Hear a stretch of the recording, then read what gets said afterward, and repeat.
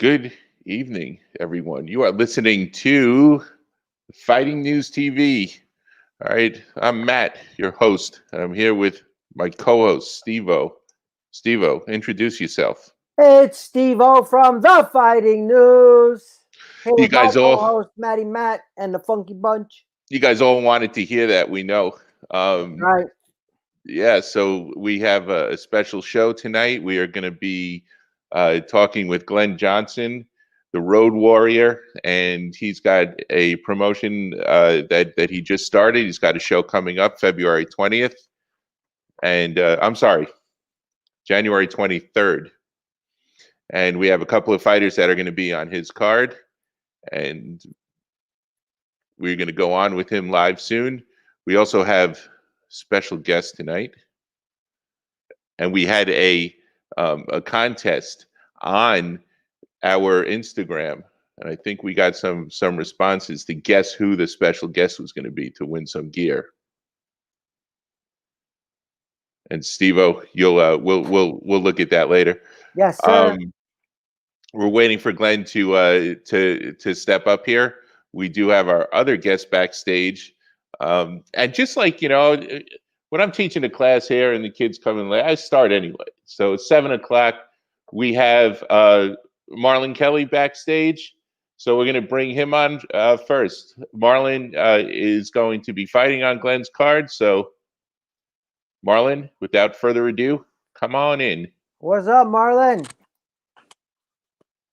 All right, there he is. Hey, what's going on, fellas? All right, how you doing, Marlon? Can you hear us? I'm doing good, man. I'm doing good. I just got home from training, and I'm feeling fantastic. I'm doing good. Thank you for asking. How about you? How about you guys? How you guys doing? All good, all good. We're excited for this show. Yeah, we're doing what we love to do here. All right, so Marlon, you are a member of the famous KO Fitness organization. All right, tell us about that, man. Tell us. We want to hear about your amateur background first, and then we'll go ahead and we'll talk about your pro fights. All right. Yeah, absolutely. And yes, indeed, I am training at the famous and a part of the famous KO Fitness gym. Just a little bit about my amateur career. I've been fighting for the last 3 years in amateur. Well, not this past year, but before that. And I competed at some of the highest levels. I fought at the Olympic trials, where I lost in the quarterfinals. I lost in the quarterfinals against an opponent that I was familiar with. I fought in the Golden Gloves, and I lost in the in the finals of the Golden Gloves. It was a very tough fight. Even the Olympic trials is a very tough fight. Both fights could have gone either way, but it just so happened to not be my night that those days. But it is what it is. Persevering, moving on, going forward, and I'm still with the same camp, the same team that I started with. So it's going good. It's going good right now. Things are definitely turning good right now for sure. Right now, those Olympic trials seem to have a lot of politics involved in them, and I have no problem calling them out. And I've seen quite a few fights, especially in the quarterfinals, semifinals, and even the finals that were poorly judged, where they seem to have just. I'm sorry, it was the semifinals. It wasn't the quarterfinals. It was the semifinals. Is the semifinals? I'm sorry, I lost in the Right. semifinals. Right, Yeah. and you had and your teammate Aaron Aponte also was he lost in the semifinals also, and He did, but the thing. I mean, I don't know what what was so funny about my experience, and even about I'll touch a little bit on Aaron's experience.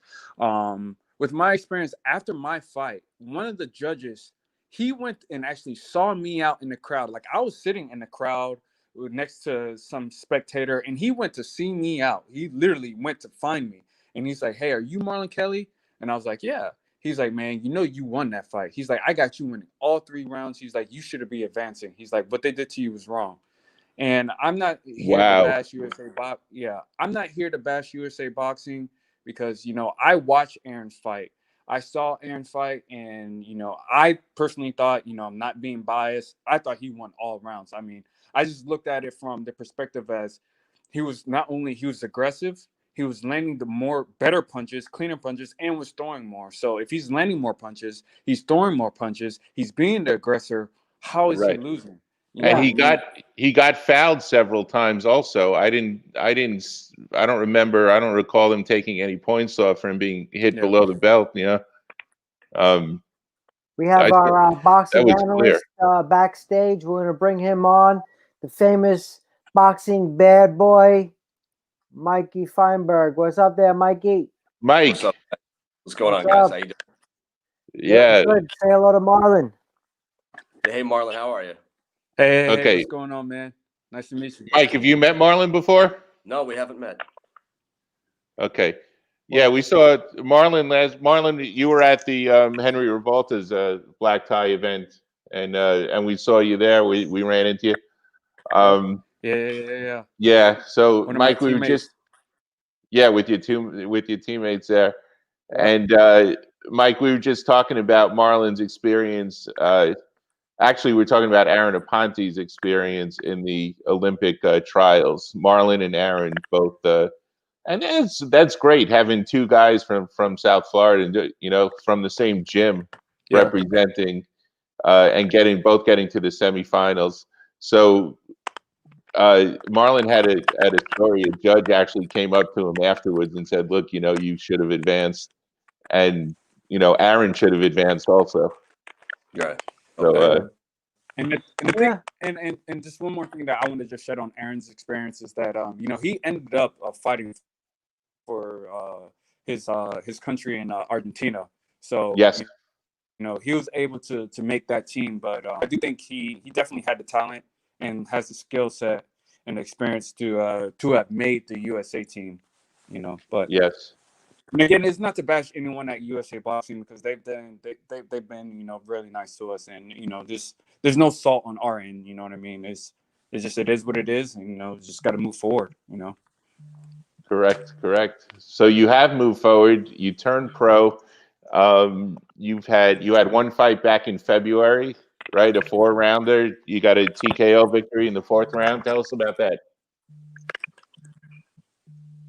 Yeah, that was a fight in Dominican Republic. It was my first time really fighting, in another country, and it was a great experience. It was a great experience. At one point, the crowd was just like, kind of booing against me and everything because they were going for their hometown fighter, which is understandable. But it just made the fight more interesting. It made me want to, finish the guy that much faster. And to be honest with you, the fight was about to be over after the first round because he was bleeding so much and I was getting so much blood on me. But my opponent, he did a good job of just using his tactics to kind of evade some of my attacks, and unfortunately for him, but fortunately for me, I was able to overcome that and get him up out of there out in the 4th round. Nice. So what do you know about your opponent on January 23rd? Right now, the only thing that I know is he's potentially coming from North Carolina, and he's a right-hander, and that's pretty much about it. I don't really know too much about him. I know he's not going to have the skill set that I have, and I know he's not going to have the preparation that I've had and I've been doing so far in this camp. I mean, I've been doing 2-3 days, and between Chino, my coach, and Mike Robles, we've been putting in hours upon hours of work, and it's not just all physical. Some of it is mental and even some spiritual. You know what I mean? So this camp has definitely been good, and I can't wait to put on the show because I just have that feeling. I know I'm gonna put on the show. I know it's gonna be a spectacular fight. So it's gonna be interesting to watch. You definitely don't want to miss out. You definitely don't want to miss out on this one. No. So just why do you think KO Fitness has been so successful, and especially in the amateurs? Oh, the work ethic. I mean, there's other fighters that come to that gym that leave because the workouts are too hard. I mean, the work ethic from all the, and I'm dead serious. I'm dead serious. Yeah. I can name fighters. I won't do that, but I'm so serious. There's fighters who have left the gym. They came back and it was like, man, the workouts was just as hard as when I left. And I'm like, yeah, man. You know, it took me a while to adjust, but I'm glad I was able to adjust. You know what I mean? Because between the work ethic and between the competitiveness from all the fighters, because when you see guys like Aaron, guys like AJ, guys like Lewis, you know, where they had these great amateur experiences, and you know they're pretty much at the top level of the amateur. You yourself, you see that, and you want to aspire to be on that level as well. And when you spar with these guys and you gain that confidence, you know what I mean, it just propels you to want to be better. And that's what the KO fitness mentality is all about. It's just want to be better. You know, you just Don't want forget to reach that next level. Harold Calderon. Yeah, and that's another thing. We got Harold. We got The Harold list goes Calderon. on. Man, we have Jimmy that's going to be representing Nicaragua in the upcoming Olympics. You know, hopefully, you know, the Olympics happen and everything. But if they do happen, he's going to be representing his country in Nicaragua. And we just have right now a great stable of fighters where, you know, we all just push each other for real. We just all push each other. And Yes. that's just the KO fitness culture right now. You know what I mean? So it's a great opportunity. Yeah, well, the first time I saw you guys at one of the Golden Gloves, and every member of Team KO Fitness won, you know, a medal at the Golden Gloves at that level. I'm like, wow, this team is doing something special. So Marlon, do you have any shout outs you want to give? Anything you want to say to the fans out there? How can they follow you?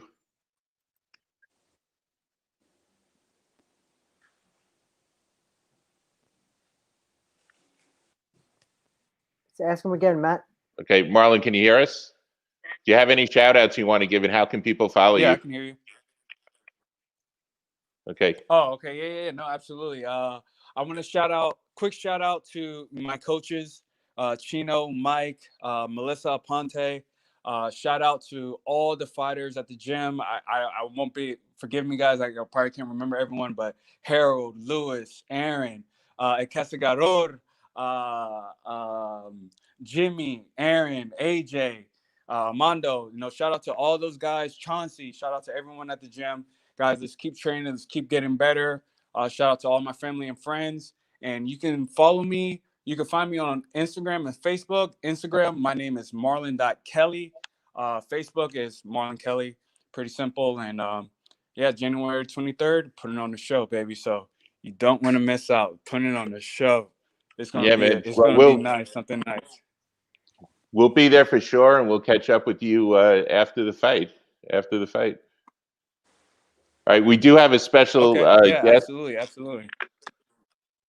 Marlon, we have a special guest backstage that wants to say hello, and she'll be on here in a second. Okay. Also, I'm sorry to interrupt, but I also want to give a shout out to you guys as well, to the Fighting News, and you know, all you guys. I mean, it's always been a great connection whenever we meet and we do any type of media. So, you know, just quick shout out to you guys, and I personally appreciate what you guys are doing as far as exposure for the fighters and, you know, coaches and things like that. Yeah, well, if that reminds us, if you want to see more of Marlon, we have an interview with you from the WBA Night of Champions that Aaron fought in. I don't know. I don't remember if any other KO Fitness people fought in that event, but you were in the audience. We interviewed you with Melissa. And here we have our special guest, Monica Adwiger, that wants to say hello. Hi, guys. What's up, Monica? Hey, what's up? Hey, Marlon. Hey, what's going on? Not much. Chilling, enjoying the sick life, you know. The sick life, the COVID, the crackdown, the quarantine. No. So Monica trains with Glen Johnson. So, is there anything, Monica, that you want to say? Any well wishes for Oh, Marlon or anything? we got Glenn coming on. Yeah, where's my card? No, hey, There he Marlon is. is gonna kick ass. I know that, and he promised me a show, so he better deliver it. What's up, Mike? Coach. What's up? What's up? What's going on? The I'm man. Good, taking it easy. What's going on with you? What's up, bud? We're just hanging out here. We're waiting for you, Glenn. It's an honor to have you on here once again. Ladies and gentlemen, if you don't know Glen Johnson, light heavyweight champion, 2004, 2005, Ring Magazine champion, fought some biggest names in the sport, Antonio Tarver, Roy Jones Jr., et cetera, et cetera, et cetera. New promotion. How does that feel, Glenn? You're hosting your first show January 23rd.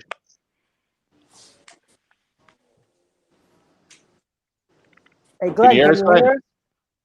I'm losing sound. Okay, we'll get back to you. Monica, tell us about that great shirt you're wearing. How'd you get that? The best. What? You're breaking up. Yes, Fighting news. Monica actually won one of our contests for liking our posts the most, or being the quickest to like our posts on Instagram. Her and Jose Shorty Torres. Yeah, I love anything fighting, so you know I'm gonna follow you as hell, of course. So I deserve it. Yes, you do. We appreciate the support. We interviewed you at Maureen Shea's fight at Bad Promotions. You were her sparring partner for that. Yeah. Yeah, good times. Hey, Good Glenn, times. can you hear us? Yeah, I can hear you guys now. Yeah, so tell us about this exceptional event you have coming up. January 23rd. January 23rd, I'm making my debut as a promoter. I got some tremendous fight. I got some young up-and-coming fighters that I'm training that's on the card. Very exciting fighters. You have Raphael Akajeri, heavyweight from Nigeria. He's 9-0 with 9 knockout. He's looking forward to this fight. He's fighting a tough guy who is basically never been knocked out. He basically come to fight every time. He fights hard. I also have Malik Lewis. He's 2-0, 130-pound fighter. He's going to be on the card as well, with 2 KOs. He got his third fight, and a challenging guy as well. So it's going to be a tremendous night of boxing. And I have some other guys on the card that's local Miami guys and Fort Lauderdale guys who are matched up well and should be a competitive match and a great fight night. Yeah. Yes, and actually Malik is backstage, so we're going to bring him on now. Is he in the gym with you now? Because he told us he just got done sparring. Yeah, he's in the gym with me. Just finished sparring. Looked good for most of the rounds. That last round, he didn't look the way how I like him to look, so we got some work to do. Oh, really? What'd you do, Malik?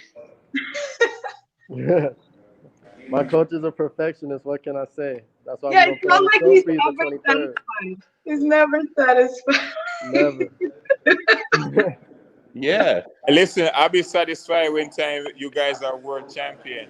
Until then, I'm never going to be satisfied. There is work always to do. Every day you come in the gym, you have work to do. You have to get better. You have to be paying attention to the technique and the fine style of boxing. Just don't come and just throw punches and think, oh, all of a sudden you can become world champion. You have to pay attention to the finer things in boxing. Right. Glenn, do you know, have you seen Edgar Berlanga fight? He's got like 15 first-round knockouts now out of Brooklyn. Edgar Berlanga. I haven't seen him fight. I heard of him, but I haven't seen him fight yet. But it's not much to see if he's knocking everybody out in the first round. Yeah, he's knocking everyone out in the first round, but then his coach, his trainer, is always making him do push-ups in the ring Oh yes, on TV afterwards because he did something wrong. yeah. I'm like, you got a first round knockout, you know? I saw a flash of that, like a rerun of, and they was asking why. They were saying something like, "Why is he doing push-ups?" And then I heard that, oh yeah, he did something wrong. Trainer is making him do push-ups. Yeah, I need something similar to that. Yeah. There you go. So, Malik, I know we just met today, and we probably just made your life a little bit harder, but I know, right? Like, that's geez, why give him part of that? our job. That's part of our job. And his job is to get better every day. That's his job. So if he get good at his job, then we won't have to worry about it. Right. So, Malik, tell us about yourself. You're 2-0. You have 2 knockouts in your professional career. Right, 2-0, 2 knockouts. I always come to, bring an exciting fight. you know, Training with Glen Johnson, he doesn't like, too much running around. He likes you to get in there and get the job done. So, I resonate with his style completely, and that's why we work so well together. What's the toughest thing that he makes you do in training? What do you think the toughest thing is? The toughest thing, just constantly to be better every single day. Like, I don't think there's ever a moment where there'll be, okay, I kind of understand this, or okay, you're not looking too good right now. I can understand that. No, if I just got into a car accident and I got to come and spar, I better look the best I've ever looked that time. You know what I mean? There's never any excuses, no shred of doubt, because he understands that, you know, unlike a basketball game, when you take a loss one time here for whatever reason, and that changes the trajectory of your career forever. You know what I mean? So there's no real second chances, and he instills that in me every day that I come to train, is that there really is no second chances. The moment you step up and get in that ring, that's everything in that moment right then and there. I hear you. I hear you. But in terms of like drills or anything, is there anything that sticks out in your mind that you say, man, I don't want to do this again? Anything like that? No, not really. I think I love all of it.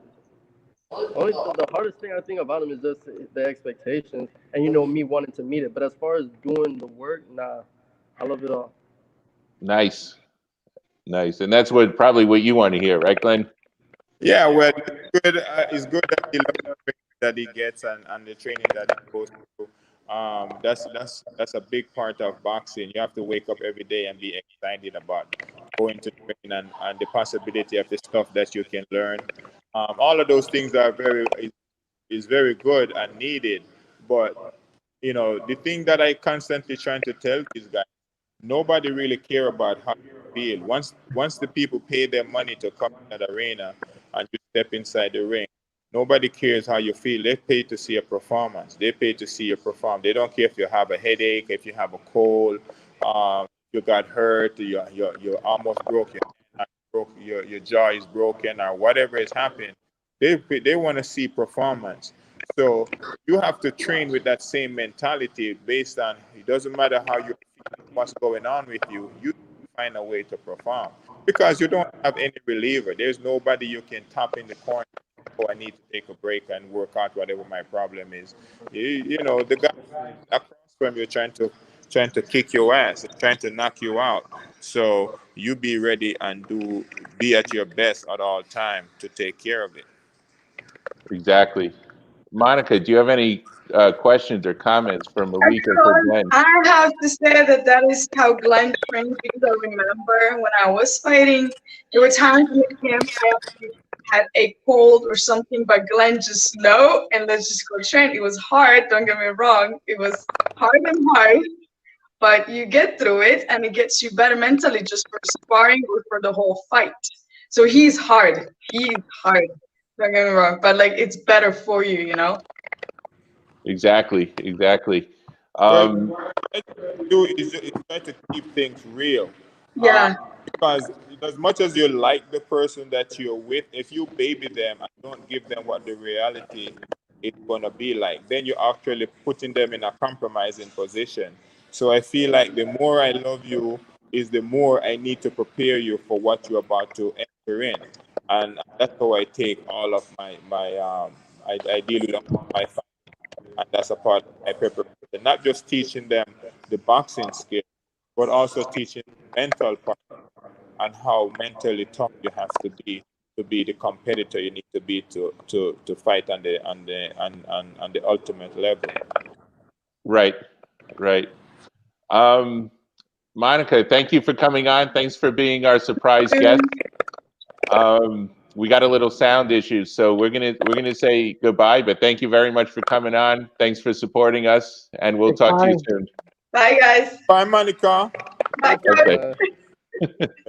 Okay. Have a good night. So then there was 5. Okay. So Mike, talk to Glen Johnson here. Let's do that. Let me just jump over here for a second. What's up, Glenn? How you doing, buddy? Can you hear me? No, you can't hear me. I think Glenn lost the sound. I can hear you fine though. Yeah, everyone else can hear me. But Yeah, I'm hearing you guys now. It was before, it was making some weird sound, but I could hear you now. Okay, you can hear me too, right? No. Yes. He hears everybody. Okay. No. Malik. Yes, sir. I was just. I'll say this though, so we don't need Glenn to hear me say it, but I just want to make sure that everybody that's listening in actually knows who we're talking to, because I wish Glenn could hear what I was saying, but I remember I was at a Hard Rock event. Glenn was there. He and I were talking at the doors of the event, and hundreds of people were walking in, going to their seats, and maybe 2 people stopped to pay attention to realize who he was. I understand he might not have been recognized, but we have so many young boxing fans now that are coming up that just don't know the superstars back of the 90s. Nice that they're able to hear some of these names now. Mike Tyson, Tyson and Evander Holyfield are now talking about having a fight coming up soon. They got to see Roy Jones fight recently. They're getting to finally come back and see that. But these fans now have not gotten to see the likes of guys like Glen Johnson. And, I just want everybody to understand, this man went 32-0 to start his career, first of all. Okay. And then he picked up the IBF light heavyweight belt. And from there, he beat Roy Jones. He beat Antonio Tarver, Richard Hall, Montel Griffin, Clinton Woods. I mean, these are some of the biggest superstars that are in the Hall of Fame now. So what we're dealing with right now, the man sitting here in the middle of the screen is definitely a superstar in the boxing world. We're lucky enough to be able to have him here. And, if he's training these guys, trust me, these guys are being trained the right way. And it's going to go well for them in their careers, I believe. That's my belief on that. And Glenn, you still can't hear me though, right? I can hear you now. Oh, you can hear me. Okay. So did you hear some of what I He said? just said you're his idol, Glenn. You didn't hear any of that? I didn't hear that, but I'm happy to hear it now, though. Thank you. Yeah. Get that. I was just, I was just kind of telling everybody, a little background on you, how you came to be and who you are, because as I mentioned, there's a lot of young boxing fans now that just don't know the superstars of the 90s. Right. And, now we're getting to see some of those guys come on. We got this exhibition match, which I think is great. But I just sort of, I gave you some props and I kind of gave a little background history of your career and how it kind of came to be and who you are. Well, and, thank you. Just mention that. Of course. Yeah, of course. Yeah, and I don't know if you remember, so I'll repeat that one part. There was an event at the Hard Rock just before the pandemic began, and you and I were standing outside the doors to the event. There were probably hundreds of people that walked past us. There was one guy who finally stopped to ask for a picture, if you remember. But other than that, it's like people either didn't recognize you or they just don't know because they're too young. They weren't around that prime, beautiful time in the 90s. So, and I'll jump to that just because we're on that subject. So, obviously Tyson and Jones laced it up. They had an exhibition match a couple of months ago. Now there's a lot of talk out there. Tyson's people have contacted Holyfield. They're trying to put that together now. That should be something in the works that's coming very soon. What do you feel about that? These guys coming back in there in their late 50s and they're jumping back in the ring just to kind of give people a spectacle of who they once were and who they still are. Well, yeah, I mean, I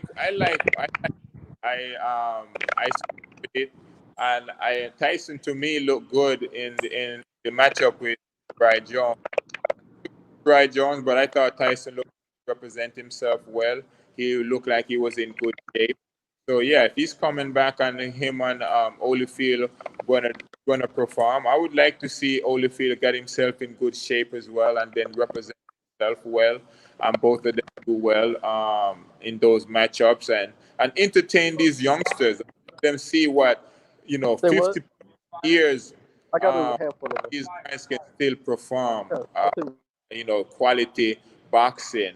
So you know what they would be like in their 20s, just amazing fighters. If they look like this in their 50s, just imagine what they would look like in their 20s. That's Yeah. right. That's Yeah. just the thing. So that's the idea, is that you see these guys now, they're still capable at that age. This is what alludes back to what I was saying, these guys in the 90s at their prime. Can you imagine if these fans could have seen these guys and the abilities that they had back then? And it was just, you know, in order to get, for you, especially for you to get through guys like Roy Jones, who's still fighting, and, you know, guys like Tarver, you know, who probably would like to jump back in the ring anytime, just, you know, give him a call pretty much. You know, guys like that, Clinton Woods, Richard Hall, Montel Griffin. I mean, those are guys that you beat. And, you know, it says a lot about, you know, the ability of the 90s fighters, those guys back then. And, you know, I'm sure you're showing these guys a lot of what you were doing back in the day, you know, a lot of little trade secrets. Yeah. I mean, you got, I guess, a few prospects here. It seems like these guys are all learning the right way. You know, and I don't want you to pick favorites. I mean, we got Malik right here on with us, and, you know, we had a couple other people on as well. I mean, who right now are you seeing is going to be the one that maybe starts to become recognized a little sooner than others? Well, Malik been with me the longest. You know, Malik is the one who taught me into being a trainer, because originally I didn't I wanted to leave boxing alone when I stopped fighting. And then I met Malik in the gym one day, and he recognized me, and he started to ask me to be his trainer. And I told him no. I said no, I'm out of boxing. I didn't want to have anything to do with it. And he wouldn't leave me alone, and he talked me into it. And then I started training him. And then after training him for a while, and you know, you have a vision in your mind that you're trying to teach, and when you see that vision start manifest itself, it's like giving birth, man. It's such a pride, it's such a joy. And I actually didn't know I would fall in love with being a trainer so much, because Malik really picks up on what he really do it very well when he's right, because he's not right all the time. Sometimes he do things that I keep trying to get him not to do, and then he come in the gym and look like crap. But when he's right, he's right. He's very, very sharp. So because he's been with me longer than everybody else, he knows the fundamentals better than everybody else. So I actually do believe in him. I think he might be ahead of everybody, not by record, but just by his fundamentals, his understanding of all the things that I'm teaching. I think Raphael is also on his way. A guy that I think that have a good shot at becoming a world champion at some point if he keep learning at the pace that he's learning.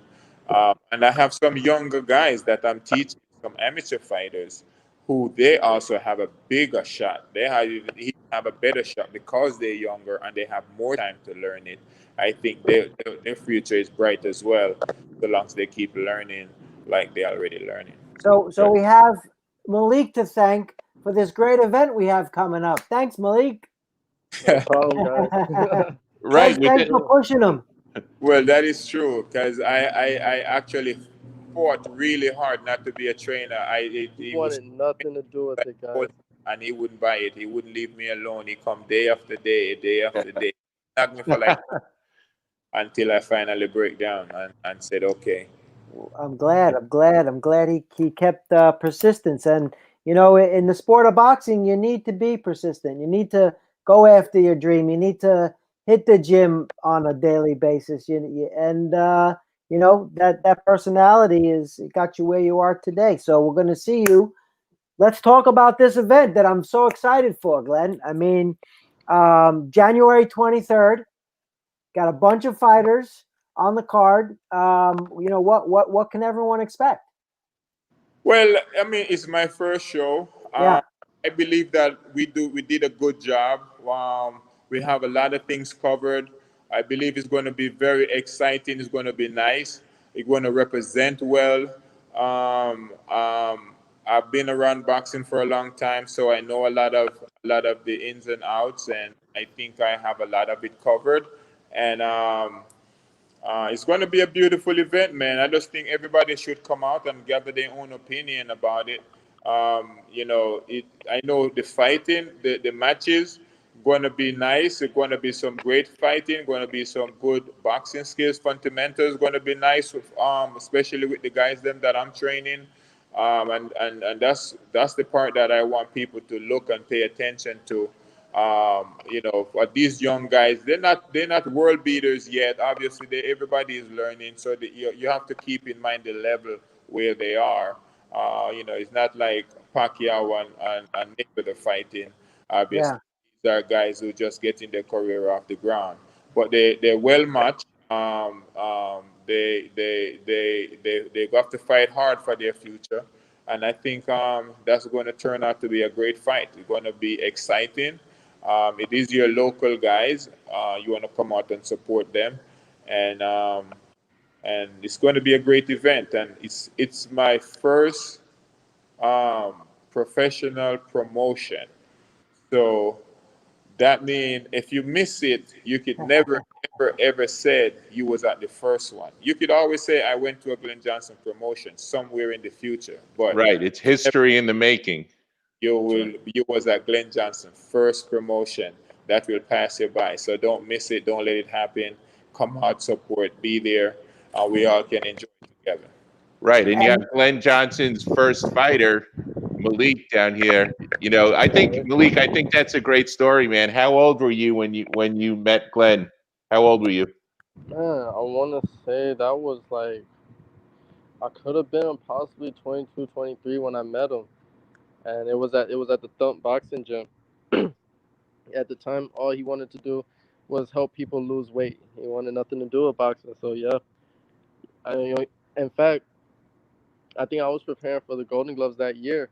I wanted to compete in the Golden Gloves that year, and that would have been my first time ever competing. I was very ambitious, just getting into it. I wanted to win that. I was very much dedicated to winning that. So I figured, who better to train me than a former world champion? Like, of course, right? But he wanted nothing to do with it. At first, said he was just going to teach me the fundamentals, and I could take that and do what I want with it, right? I go out there and I fight myself, with a coach or whatever. But the more that we started to train together, the more he saw that I was picking up on what he was wanting me to do, and we just took off from there. Nice, nice. And how long ago was that? How old are you now?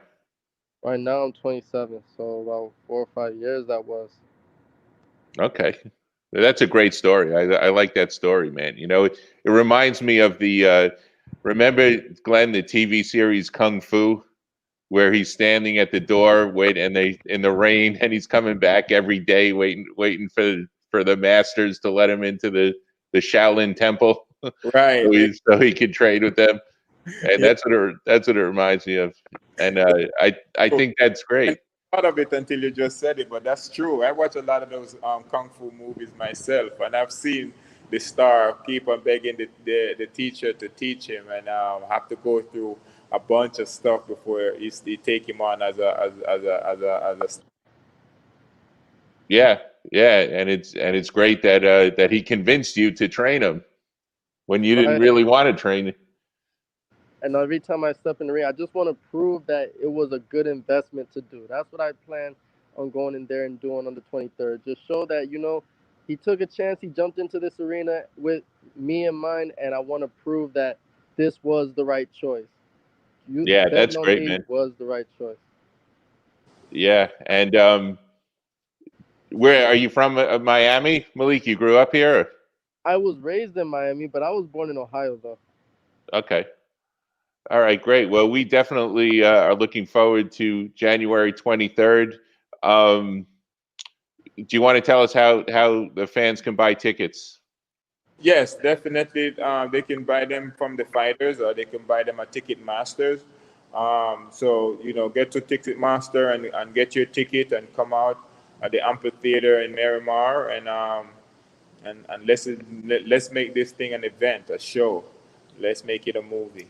Yeah, well, look, I'm looking forward to seeing Malik fight. I'm really looking forward to seeing Marlon Kelly fight. And you talk about the skill level, and the fans know that this isn't Mayweather Pacquiao. So, but as long as the fights are competitive, that's what really makes a good fight. As long as they're competitive, the skill level is kind of even. Then it could be a good fight because so that's what I like to see as a fan, and I'm sure these matchups are going to be good. But then also when you get the big heavyweights like Rafael, they're always fun to watch. Yeah, we have a great matchmaker, and I asked him to do a good job. So I'm hoping he did. As far as what he told me, all the matches should be good matches, and we should go out there and kick some butt and exciting event. So I'm looking forward to it. January 23rd, going to be a tremendous event. It's going to be an exciting night, and a lot of people career going to start moving in the right direction. Definitely, there's talent down here. I always say it. You have Isaiah Night Thompson on that card. I've seen him fight in the amateurs a couple of times. He knocked a guy out with the headgear on and the golden gloves. I mean, he's gotten bigger since then. Yeah. Training with Canino, Bonnie Canino over there. Yeah. So I'm looking forward to seeing him fight also. Yeah, he's an exciting fighter. He come out here and he spar with Rafael, and Rafael is a big guy. So I'm excited to have him on the show, and I'm looking forward to watch him on his matchup, and it should be a great event. And again, don't miss it. It's the first, and no matter how many more I do, it will never be another first. Right. Be part of history. If you're listening, buy your tickets now, Ticketmaster or through the fighters. All right. So like Malik, if they go on your Instagram page, you have a link to where they can buy tickets, right? Right. Personally, I would say to get them from me, you just go to my Instagram, DM me, I'll answer you immediately. I'll get you those tickets. Okay. So Glenn, are you in your gym right now? You in your gym, Glenn? Yeah, he's in the gym. I can't hear you guys. You guys. Is he all by himself in the gym? Well, technically, I'm outside of the gym, just so you guys don't get any feedback between us. Can we have a competition on a speed bag between Malik and Glen Johnson? Who can? How are you going to put them on the spot like that? Listen, there any competition you're going to do with boxing, I'm always going to win, because as much as I have something on my sleeve that they don't know. So yeah, anything, it don't matter what is it you're going to take. If it's have something to do with boxing, I got it. No, I'm not even worried about it. Oh boy, have you gotten any phone calls yet? Like Mike Tyson and Roy Jones, and they keep calling all these boxers, like you said, Holyfield. I saw Holyfield. I mean, he still looks, his body wise, he still looks incredible, and so do you as well. Yeah, but Holyfield looks a lot better than me because he's jacked up. I'm far from jacked up. Yeah. But I try to keep my body right. I try not to put on too much weight because I don't think I look good with weight. So I try to keep my fat count down as much as I can. It's becoming harder and harder so you get older and older. Before, when I first retired, I was able to keep my body fat down for a long time, for many years. But for the last 2 years, it's been a little more difficult. But that's what happens when you turn 50, right? Yeah. Once you get over the other side of 50, everything slows down and it becomes a lot harder. Oh boy, you don't could tell me. I know. So Glenn, it's good to see you, man. I'm excited. Yeah, but Yeah, just to jump back to it again, Glenn.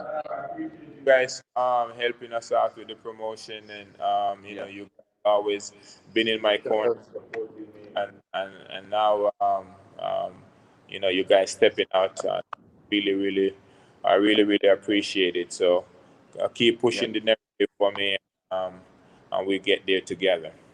That's Yeah, right. Right. absolutely. That's It's gonna an say. honor to be a part of it, Glenn, and we'll be there. We'll do our interviews, and we'll take photographs and all that stuff that we do, and it's a pleasure.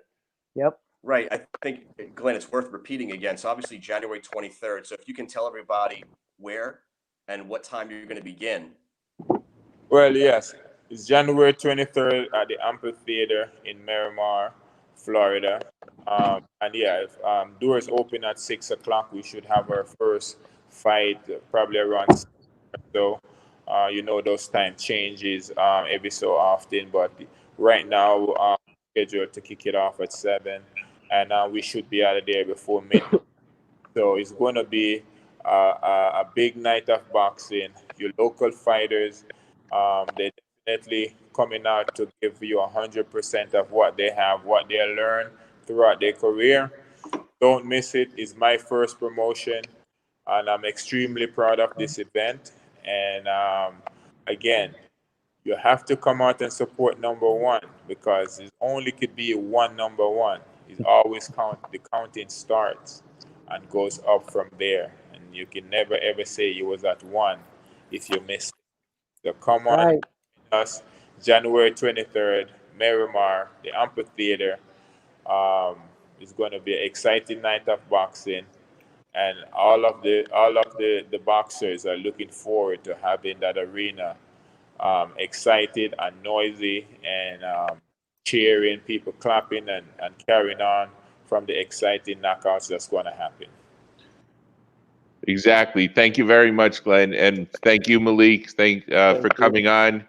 We have your Instagram down there, Hands for Hire. I Yes, like that sir. name, man. Do you have any other way people can follow you, Malik, or is Instagram the main one? Instagram will be the main one. You can also hit me up on Facebook. My full name Malik Lewis. Twitter mlewis_ATG. And yeah, that's the main ways that anybody can reach me. I really am excited for this event. I was gonna keep this to myself, but truth be told, every time I fight, people come to me after my fight and tell me I was the most exciting fight. And that's exactly what I'm planning on coming here and doing again. So I have a very exciting style. It's similar to Glen Johnson's style, and I can't wait to show it on our first show. And what's your prediction? I'm knocking him out. That's the prediction. I'm going for a knockout, probably about the third round, if he's good enough. Third round KO. You heard it here first on the Fighting News. Malik Lewis at Glen Johnson's event, January 23rd. I'd love to see it, my man. I'd love to see it. Can't wait to see you guys out there. Can't wait to see everybody else out there. We kicking off the new year with violence. Beautiful violence. I cannot wait, guys. Oh, Nice, Uncle E. nice. all right, bye, guys. Thank you for having me on the All right, show. thanks, Malik. Can't wait to talk to you guys in the winner's circle, too. Yes, You sir. got it. Absolutely. Take care, Malik. All right. Good night, Malik. So, Glenn. There we go. Yes, sir. So I'm real excited for this event. I know Matt and Mike as well. You know, it's when I saw it pop up on my newswire, I was like, all right, because I've heard you talk about it before that you wanted to do something like this for the local people, and it's real exciting when it's in my backyard. You know? Yeah. Oh, Yeah. it's my mind, and it takes some jumping through some hoops to get it off the ground and stuff. But we finally jumped through all the hoops we need to jump through. We convinced all the people we need to convince, and we got all the support that we needed. And we put the fighters together, and we have it January 23rd, 2021. And 2020 was a rough year. We have a couple of cancellations because of the corona. Yeah. So everybody kind of have setback throughout the world in 2020. because of the corona situation. But 2021, we want to feel excited. We have the vaccine is on the way. Some people are already getting their shot. And we are all excited about trying to kick off 2021 the right way. And January 23rd sound like a good date for us. So we jump on it when that date was available. And we put it all together. And we're looking forward to going out there and show that the wait was well worth it. And we're going to do it the right way. And moving forward, we also want to keep doing it, and we only want to get better at it because my experience will grow, and I will have better understanding of what I'm doing and everything, and it's going to get better from here on out as well. Yeah, well, I think that story with Malik is great, man. How he convinced you to start training people, and now you're obviously you're training a bunch of people, and you seem to enjoy it. So I think that's a great story, and I think it's going to be great to see him evolve as a fighter and come up in the rankings and all that. Yeah. Yeah. Well, thank you guys. I truly appreciate all that you guys do. Thanks for having me on, and thanks for supporting the show. And anytime you guys need me on again, just let me know. All right. All right. It's always a pleasure, Glenn. Thank you very much. Pleasure. All right. Thanks, Glenn. We'll see you the 23rd, January. Okay. Have a good night. Later. Okay. And then there were 3. So Glen Johnson on the Fighting News talking about his event. Great night. Had 2 of his fighters on. Who are, these are, future superstars of America, of the boxing world. It's exciting. Yeah. Yeah. Well, between Isaiah, if they're learning from Glenn, you're right. These guys are going to be stars one day. Yeah, learning from Glenn. We saw Marlon at the last event, and and was that January, December? That was in December, right? December. Yeah. We saw him at Revolta's event. And he looked great. Yeah. He's and he's a great fighter, man. You have to be good to make it to the semifinals of the Olympic trials as an amateur. That's all there is to it. And KO Fitness sent him to the Olympic trials, and Aaron, and this guy Jimmy, who's with the Nicaraguan team. So they're doing something right in that gym, and obviously Glenn's doing a lot right in his gym. And you also have Isaiah Night Thompson, who Mike interviewed at the Golden Gloves. He's going to be on that card too, man. And that guy's up and coming. He's got knockout power in the amateurs. Yeah, I interviewed all his family, and I liked when they said that. I was like, why do they call that guy Night? That interview. Yeah, they had the whole stick down, man. I hope they're there. We'll get to. Yeah. If we go through TFN's funniest videos, that would probably top the chart. That was a good one. Yeah, definitely. That was a good one. Definitely. So we're looking forward to that event on the 23rd. Then in February, there's some big events. Harold Calderon is fighting for another title in Miami on February 20th, and then in Orlando on February 20th, Andre Rozier's Team Havoc is coming down here from Brooklyn, and I want to see what they're going to do to the local Florida, to the Orlando fighters down there. They have Melissa Parker's actually headlining it, who our good friend Maureen fought in the amateurs, and Melissa actually called out Maureen last night on Instagram. I heard. Yeah, and she was really nice about it. She's like, yeah, Maureen Shea, I took the L in the amateurs, and it really would be nice to fight her again and try and get that W. And Maureen's like, that'd be great, I felt like giving them both a teddy bear or something. Called her out on a friend of our Damon's show. Yeah, Damon Gonzalez on Latin Box Sports. So shout out, Damon.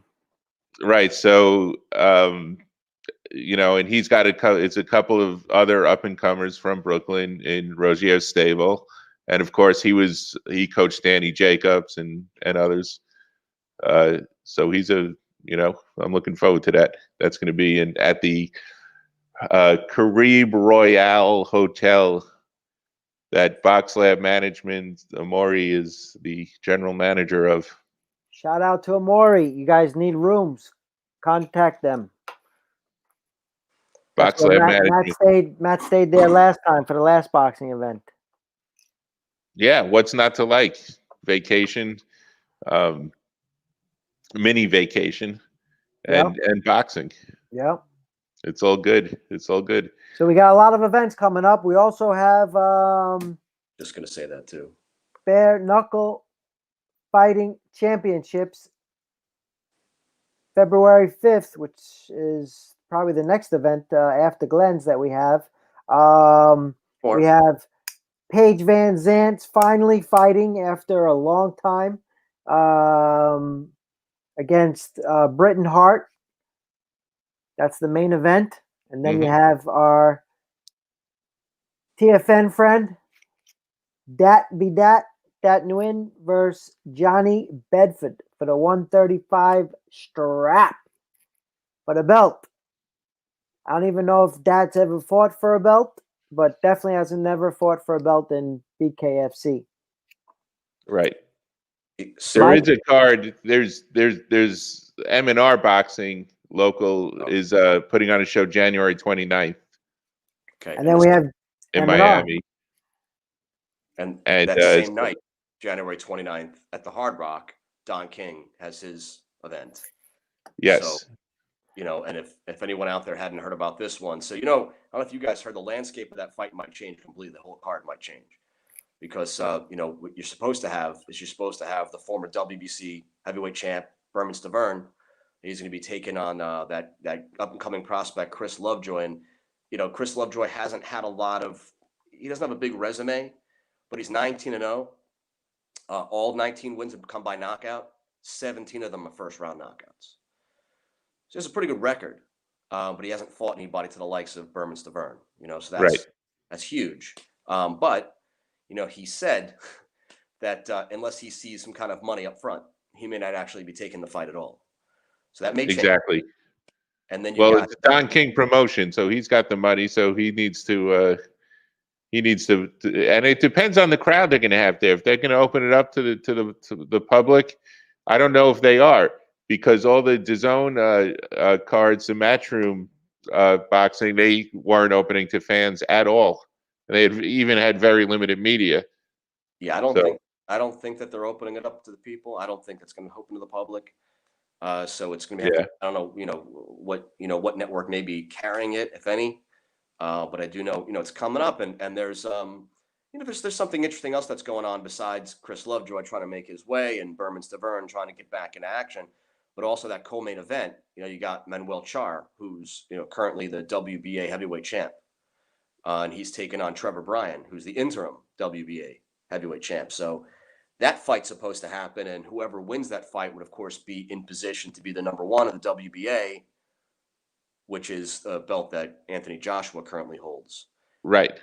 But Char apparently is having an issue getting a visa. Oh, really? Trying to come over from Germany. He's Lebanese, but he lives in Germany. He's trying to come over, having a difficult time getting his visa. So if Char can't get the visa, and if there's still, a confrontation going on here between Don King and Chris Lovejoy, it may just happen that Berman Stavern fights Trevor Bryan. That may just happen. That would be a good fight. Yeah, so they, because they're all heavyweights, it's sort of they can kind of interchange them and make that work. And I don't know what else will be on that card. That may be the only fight will be on the card. They may not carry it on the network because it's just not worth. And they're both local guys too. Both local guys. I mean, they're all here. They all train here, but it would be a good fight. You got to see Trevor Bryan stepping up. He's an undefeated record as well. The interim champ sitting there trying to find a better way for himself. He hasn't fought in 2 years. A whole year before the pandemic began, even more.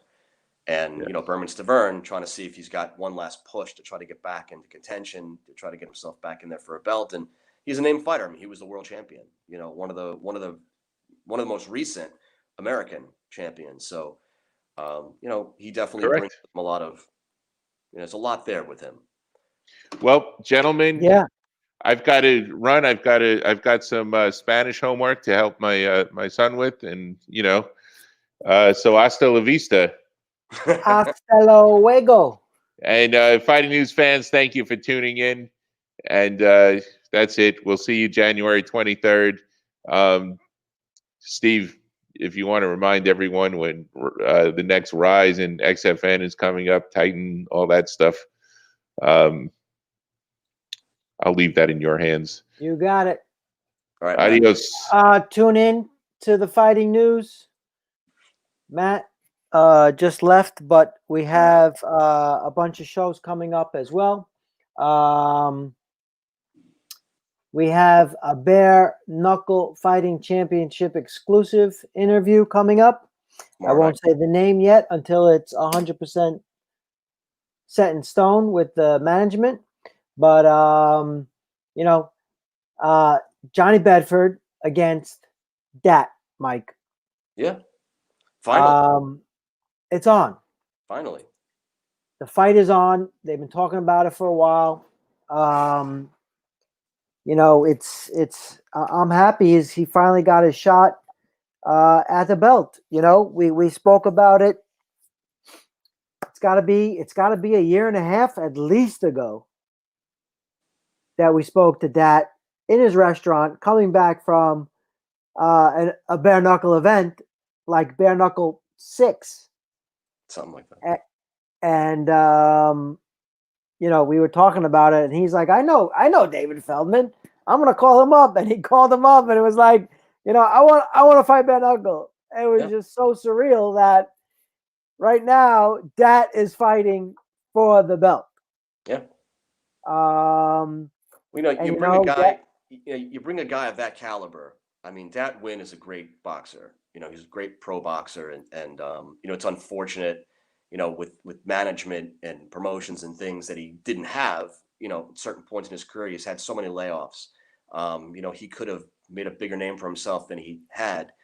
He was put in with very short notice against Miguel Flores, and then freaking knocked the guy out. I mean, the kid was a prospect. He was, top 3, and he was supposed to be fighting for a belt soon after. And he went to Texas, fought in this kid's backyard, like a 50-1 underdog, and freaking knocked the guy out. And, that essentially, as they say in the boxing business, may have been the worst thing for his career. Yeah. Because it put him there. It got his name out there. People were calling him constantly, but who wants to fight him then? Because he was just becoming ranked at that point again, because he had that long layoff. But because he wasn't ranked number 1 and he wasn't a mandatory, and they knew he had knockout power and he was a dangerous fighter that could take out a guy like that, nobody wanted to fight him. Why would they fight him? Because what's the upside? You beat that guy who beat a guy, and they don't know anything else. He's not ranked. If you lose to that guy, it could be a big divot in your career. So, there was no upside for him, and he couldn't find anything. And again, because he didn't have management and promotions, he didn't have it. He couldn't get, the next big thing. So he was sort of put back on the shelf. And then all that time went by, and what was he going to do?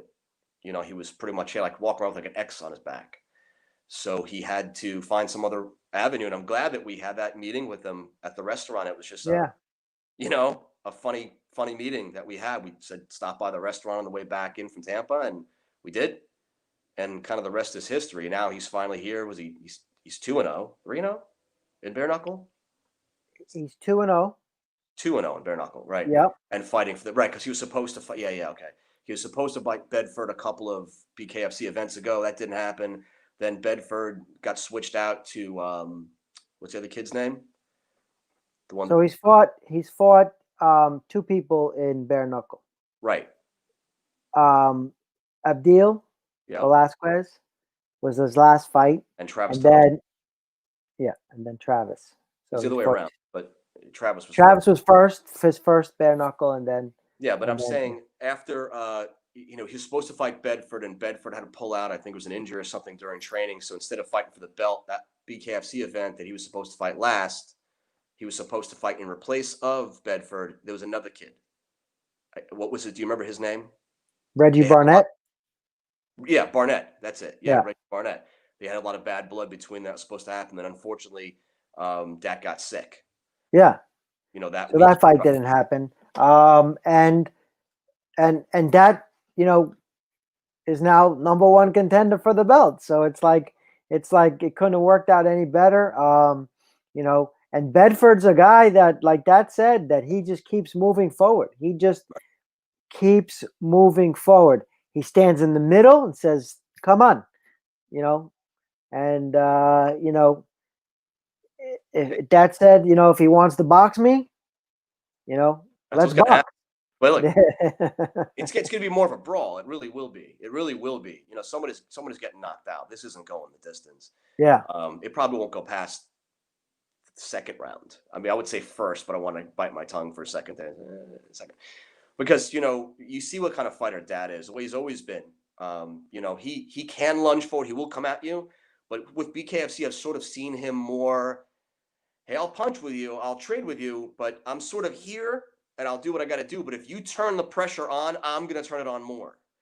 And so he's that guy. So if, like you're saying, if the champ wants to come forward, then that's just going to keep pushing right back. And it's just going to be a toe-to-toe standing in the middle of the ring type of thing, just shot for shot. And, whoever lands that beautiful, perfect shot is the one it's going to end up being. I wouldn't be surprised they both go down in that fight. And I wouldn't even say multiple times each before it's done. That's good. I'm looking forward to that fight. Paige Van Zandt versus Britain Hart for the main event. Dave paid Van Zandt a lot of money to come over. She's got a big following in the UFC. She's got a big following. She's a very likable person. And she's fighting Britain Hart, who had her last fight. She came out and Paige Van Zandt was there, and she called her out. She said something like, I'm going to say something short and sweet. You're fucking next. Yeah. And then she got in the ring and she said, I'll fight you. So they were trying to find her a fight. Paige Van Zandt. To warm her up. To warm her up to this fight. But, Britain Hart got on social media and was like, no. There's no easy road here. You want to fight me? You said you were going to fight me. Now, push comes to shove. Give me my shot. Give me that fight. So, and she, she's a great fighter. And we're going to see Paige Van Zandt debut Super Bowl weekend, February 5th. And, it's going to be fireworks. Chris Lieben versus Henry's on the card as well. That's going to be a really good fight. I mean, it's just, it's the sport to watch. It really is. It's just so exciting. Yeah. I just had posted a glimpse of when we went, 6-7 shows ago. And they just keep getting bigger and bigger. Yeah. Bring the right people, Yeah. The right people. And BKFC is trying to bring in some bigger name, guys. They've had a couple. I wouldn't say they had a tremendous amount of them, but they had some. They had Bigfoot Silva and they had Paulie Malignaggi and there's names that they're able to put in there. It's not all the time, which it should start getting to that point where they always have a headliner that's, some very famous popular fighter, whether it be an MMA fighter or a boxer. Not quite there yet, but I said the same thing, when I was speaking with who we talking to, Data 5000, Yeah. Right. I said you got to bring in the names, man. That's really what it comes down to. People are going to pay attention to that. You got to bring in guys like that. People are going to, oh my God, I wish I could see that. Right. I mean, we're talking just a little while ago to Glenn, right? Talking about Tyson and Holyfield. Well, Holyfield had made a statement saying that he believes that fight is going to bring in about $200 million. And, it's not far-fetched to say that would happen because Roy Jones and Mike Tyson brought in about $80 million. Yeah. $200 million is not far-fetched. I'm not sure if it was just the nostalgia of it. To the first one and people like, I've seen it. And now some of those people drop off. But I think the true fans that just want to see it, especially a trilogy type of situation like this, they're going to step in and watch it. So he's not probably too off base saying that kind of money can come in. And so why not fight for that kind of money, but they have to drop some of these restrictions. You know, they have to ease up on the restrictions and make it more of a fight and not so much an exhibition, and not say kind of fine print before the fight, this fight is going to be a draw, nobody wins, nobody loses. And then when it ends up a draw, people are like, why is it a draw? Because they literally said it was going to be a draw before it even started. So, don't say it's going to be a draw to start with. Maybe ease up on the weight of the gloves a little bit. Stretch them out to 3-minute rounds. These guys are in shape; they can do it. Let's make it more of a real boxing exhibition match. I mean, you remember, right? Rocky Balboa fought Hulk Hogan. You don't remember that? Yeah, Thunder Lips, Sugar Lips, Thunder. You got to make it. You got to make it. Make it a fight, so people are like, all right. The boxing fans will say, all right, I want to see this because it is a boxing match. The previous fans are going to see. I want to see it because of the names, and then everybody else kind of jumps in just because it's a big name type of setup. But like I said, Dada 5000's got to step in. He's got to get some big name guys. I know he'll get there, and BKFC's got to do it more often with bigger names. He will get there. He's got Dada. The BYB Extreme has the right place. Okay, he's got the Hard Rock. He's got the Guitar Hotel. Yeah, he's got the spot. He's just got to pack the spot now. The last event that they had a bunch of good fights. It was a good show. It was a good show. It looked really good on TV. Did you watch it on TV as well? The BYB. Oh, I didn't watch the BYB back. Yeah, so it looked really good on TV. Okay. The commentating was right on. And there was standout fights on it. For sure.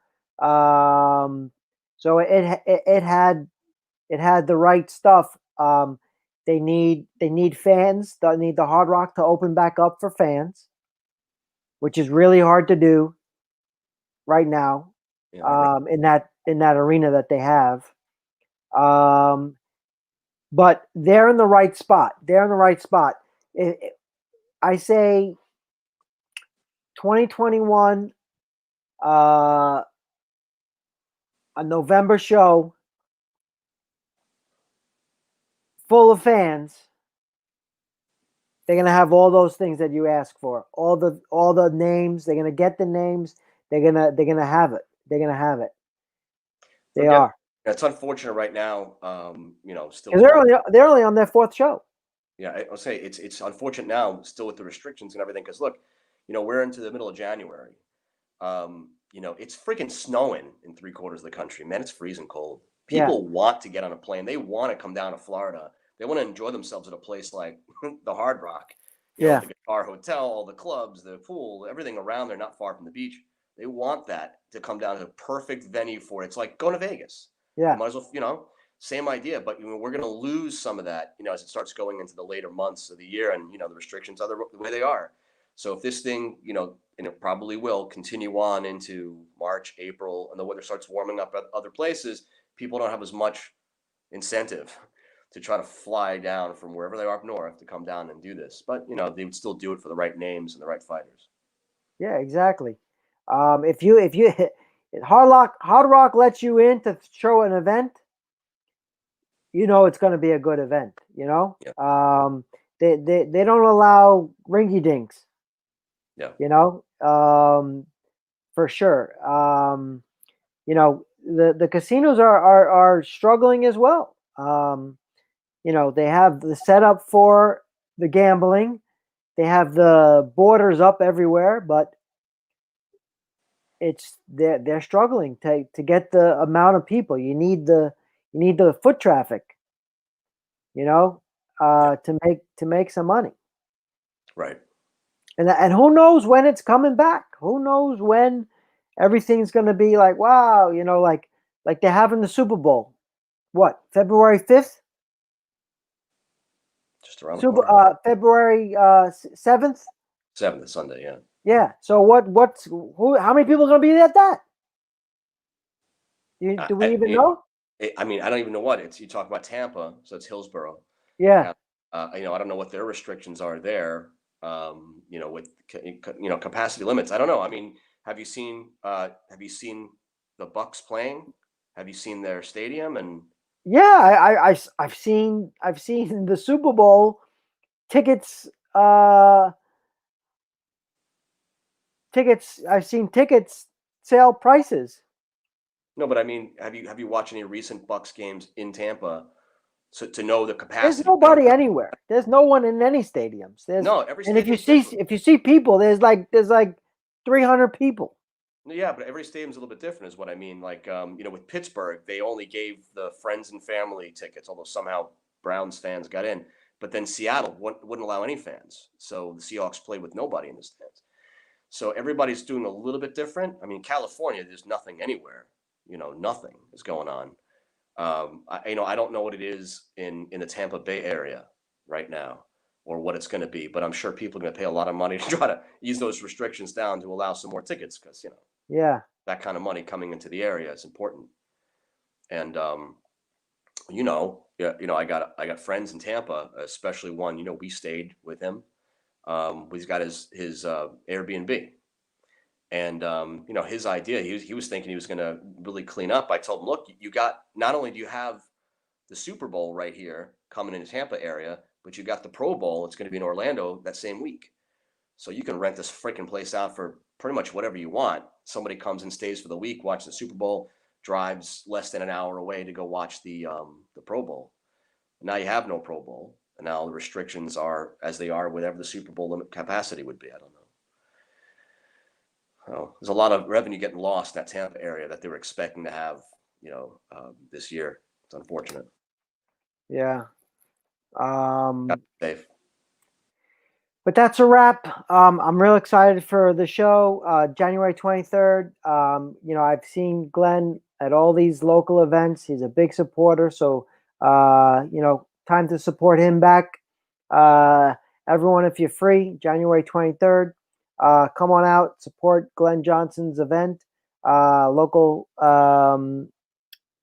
at the Miramar Amphitheater. And it's on Ticketmaster, right? Ticketmaster. So check that out.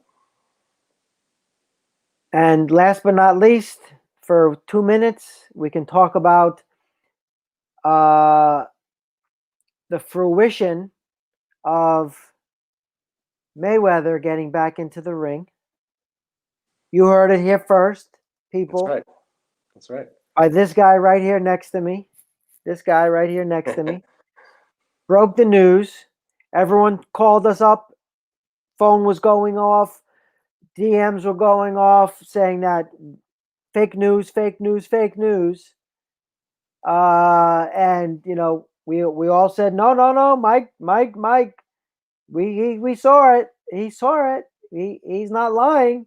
And a month later, the Fighting News reported it first. Mayweather is fighting. Coming out of retirement. Yep, coming back out of retirement, guys. You all know this now, but Logan will fight with Logan Paul. And Logan Paul. I mean, look, and I know I didn't start this part, but God, how many people are throwing shade at Logan Paul? I don't know if you've seen all this, Steve, but they actually had Logan Paul's got a show, Paul Impulsive, I think it's called. And they had Mike Tyson on as a guest. And Mike Tyson straight out told Logan, you're going to get your ass kicked. Like, you don't have a freaking chance in the world. And Logan just, what's he going to say? Fuck you, Mike. He's not going to say that. He gets his ass kicked.